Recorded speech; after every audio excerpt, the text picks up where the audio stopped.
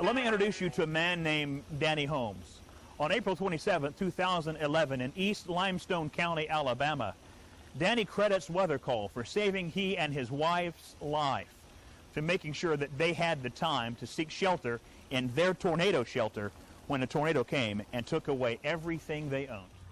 But when we got out, we were instantly, honestly, instantly, that last time we came out, walked out, we could still see, believe it or not, the cloud passing, the last tornado passing of the day, as we had to get out because the storm shelter filling up with gas.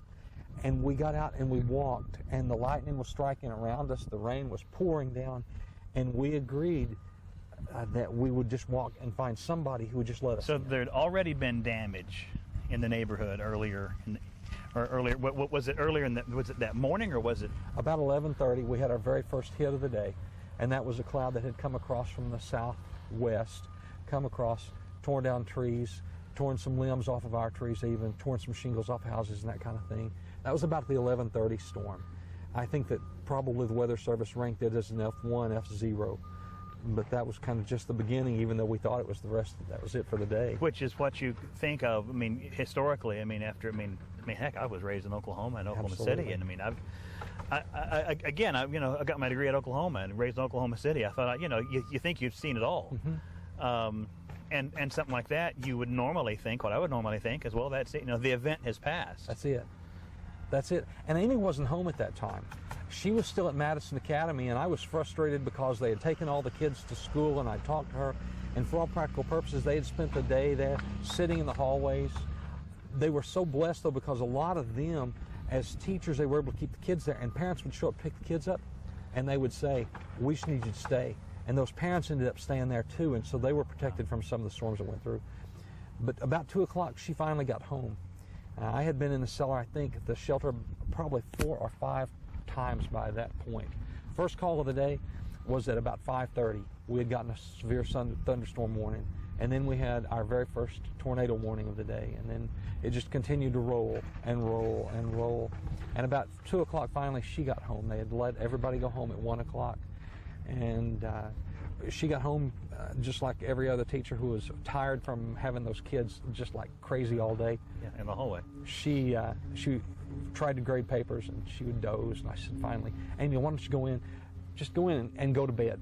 So she went over to our bedroom, laid down just to doze. And I said, if anything else happens, and it's not going to, because after all, we've already had our tornado for the day. Right, yeah, we've seen it. If anything else happens, I'll wake you up, I promise. So at that moment, at that time, how much of the neighborhood was damaged? What kind of damage was there in the neighborhood? At that point, very little, other than, again, some tree limbs ripped off, some shingles ripped off, trees down.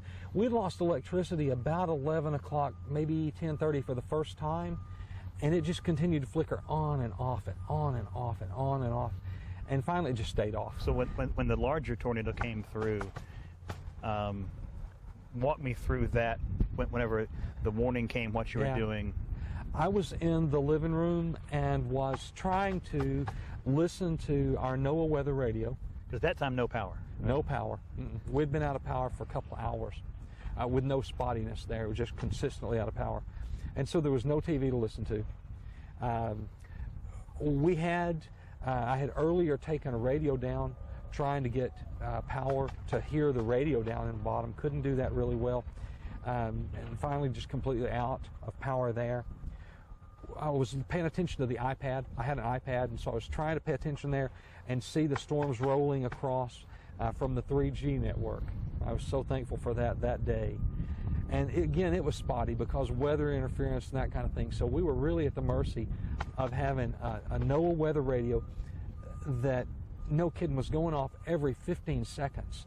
And it wasn't just for us, because even though we were set for our particular area, we were getting weather warnings from southern Tennessee and from now what seemed like the eastern side of Alabama, and storms coming across from the west, and it was just all over.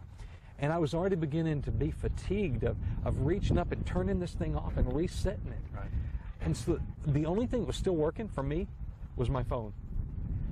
And that day, man, I have never been so glad to have subscribed to a service of any sort on a phone, and that phone rang. It was about, Amy had gone to lay down in our bedroom about 3:30ish, and about 4:10, 4:12 I think exactly, that phone went off again, and I picked it up, and I wasn't expecting anything. And it was the first time I had ever heard you say, "This is a tornado emergency." I'd always heard, "This is a severe thunderstorm watch, it's a tornado warning," but I heard the word emergency for the first time, and that caught my attention, that this was something serious. And I went over and I grabbed Amy, woke her up. We got down into the shelter probably 3 or 4 minutes later at the most, maybe not even that much. And we sat down there in the shelter with no power, no idea what was going on, and then we started to hear the shelter door be sandblasted. And I had heard that already from earlier in the day with the hail. And I thought, okay, that's all right. And then literally, I don't think I can really describe for you accurately the sound that came over. People talk about it being something like a railroad train going past. For us, nothing like that. But it was because of our woods out behind the house. Those 60-foot pines were being twisted and snapped and ripped apart and ripped out of the ground. And it really combined with the sound of our house literally being ripped apart. Bricks from the wall, the ceiling and the roof from the house itself. That sound combined, it sounded like a lawnmower going over. If I could have imagined what a riding lawnmower would sound like going over our shelter door, that's exactly what it would have been like. It took, I would guess, 3 or 4 minutes. Probably not that long for it to get past, but for us to realize the beginning, the middle, and then the end. And those 3 or 4 minutes were the longest that I've ever been through. We were in our shelter. We knew we were safe realistically. My wife and I were sitting there in the dark, holding hands. We're Christian people. We were praying. And we had told God He could have everything. He could have the house. He could have the cars. He could have the belongings. My wife tells me that my neighbors are going to hate me for this, but I had even told him he could have all of their stuff, so long as he would protect our neighborhood. When we went down in that shelter, we had this incredible feeling of peace, knowing that we were okay and knowing that we were going to be safe. I cannot begin to describe the power of what I perceive an F5 tornado to be. And this thing, when it hit us, you guys tell us it was an F5 coming right through F4 to F5. I can't imagine what it would have been like to have been not in our shelter. We bought a new home. We've been extremely blessed to get a new home in southwest Huntsville.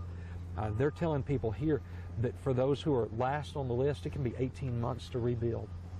We decided we did not want to wait 18 months. We needed a home. And so we went and we purchased a home in southwest Huntsville. And I will tell you that today we are actively working on getting a shelter, an underground storm shelter in our backyard, because we know it saved our lives. And we're not going to take a chance on it again. They say lightning doesn't strike twice. No, I can tell you, it struck 3 times in one day, and we survived that. We're not going to take a chance on it ever again. And it's my mission, candidly. I work to protect children and families in North Alabama, but it's a part of my mission to protect them from those storms too. And every time I get a chance to talk to anybody about either our shelter and tell them our story, or get a chance to talk about WeatherCall, I'm going to do it, because it saved our lives. And if it can save somebody else's, then that's the purpose that I had for being able to survive it, is to help somebody else do it next time. I think the thing that I learned is, and I learned a lot through this, but one of the most incredible lessons is pay attention. Don't assume that it can't happen to you, because it can. Number 2, be alert. Be alert to what's going on around you. Use the resources that you've been given. If it's an iPad and a phone with WeatherCall, pay attention to those things.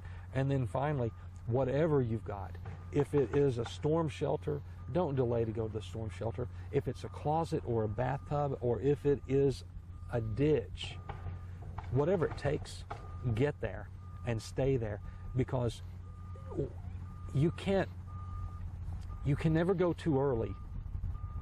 But the truth of the matter is, you can't go when it's too late. Right. And we had people all over North Alabama who unfortunately learned that lesson the hard way. But whenever you think back on that day and think about signing up for WeatherCall, what emotions come to you about that service and about suggesting that service to other people? I guess I feel an incredible sense of first gratitude because of what it did for us, because I have no doubt that our children have parents today because of WeatherCall. There are all sorts of families. My wife's a teacher, and those children who she teaches in first grade, those first graders did not have to go through the crisis of losing a teacher because of WeatherCall.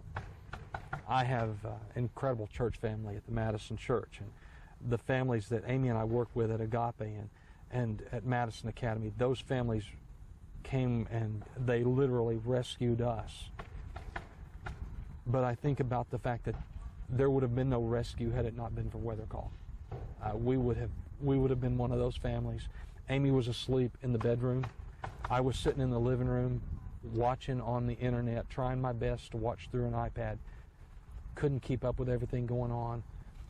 The calls were so diverse in terms of the National Weather Service radio, because it was coming from all over, and we couldn't keep up with it and know where we were supposed to be paying attention to.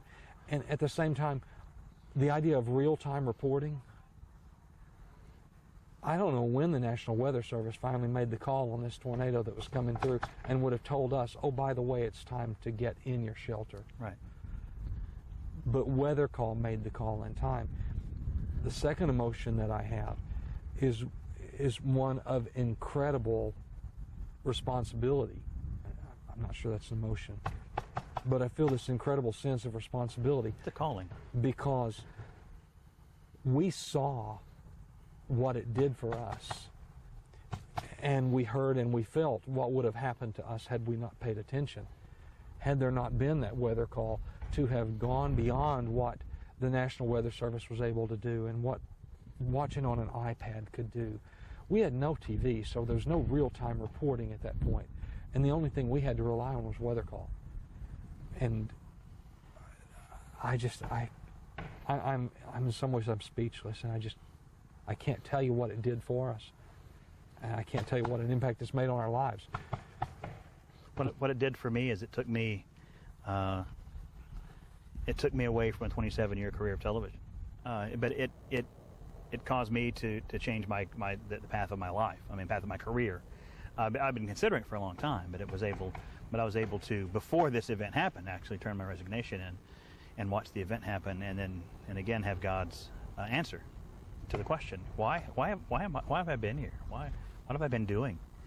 Brad, this was a huge event.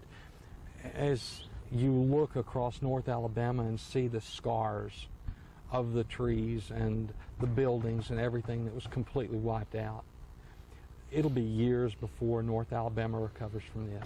Maybe never. Because of people like you, whether you wanted to be on the weather or it was the WeatherCall or whatever, because of people like you guys, there are a number of us today who are alive. And you will forever be among the gifts that God has given us. And I know that that's horrible to say that because it makes people feel inadequate and humble and all those things, but that's just the bottom line, and it's the truth. I told Amy when we had survived this thing, after we got our very last call of the day, that I was going to find you and I was going to tell you, because I couldn't go on and not tell you what you had done for us, because you had made that kind of an impact on our lives, because you saved us. There are very few times in life that you get to say, I really saved somebody's life. I really saved somebody's life. You really did.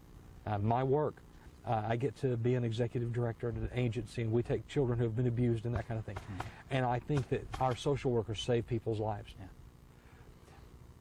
In that very same way, you saved our lives. My wife and I will forever be indebted because of that. And our children. and our grandchildren, and you don't have to broadcast this, but our children and our grandchildren will be too. Because, oh my gosh, look. I mean, just look at the devastation. And this is so, I'm glad you can see it now. Right. And I'm sure you saw it back then because you guys drove every square mile of devastation there was. But oh my gosh, it was horrible. It was like a nuclear bomb had gone. If you could throw a nuclear bomb and have it take a path instead of out, that's what this looked like. And I'm glad that our neighborhood is coming back, and I'm glad that people are going to rebuild, you know, but praise God. My gosh, it just, there are going to be people who are forever indebted to people like you who made us listen and get in a place where we were safe. How many people work for Agape? At Agape, we have 11. We have 11 social workers and other staff members. That's what I'm going to do. I want you to get me their names. I'm going to have them sign up for WeatherCall for free forever. They're going to get WeatherCall for life. I want to make sure you guys have WeatherCall for life. Your kids are going to get WeatherCall for life. Now it's time to quit filming. There's a system called WeatherCall Enterprise. WeatherCall Enterprise is made for businesses. I'm going to set up a WeatherCall Enterprise for Agape. And the way that differs is you get more tools, you get the all clear, and you can put everybody, it doesn't matter, you can put as many people's phone numbers on the call down list as you want for that business to make sure that you guys are protected. I've signed us up. Well, Agape signed up because as soon as I got back and walked in the front door, first thing I did was to say to them, okay, we've got to get signed up now. And we went in and signed up the building so that we would all know exactly if there was something headed toward our building.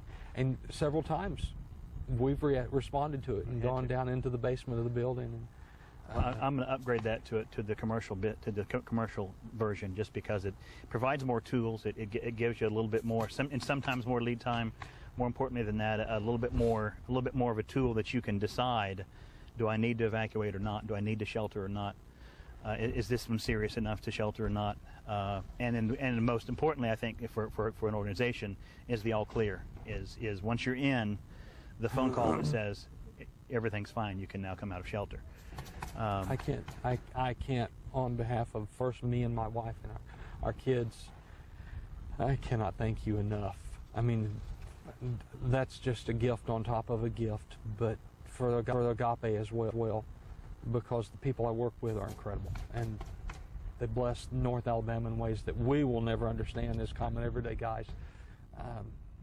So if they haven't signed up as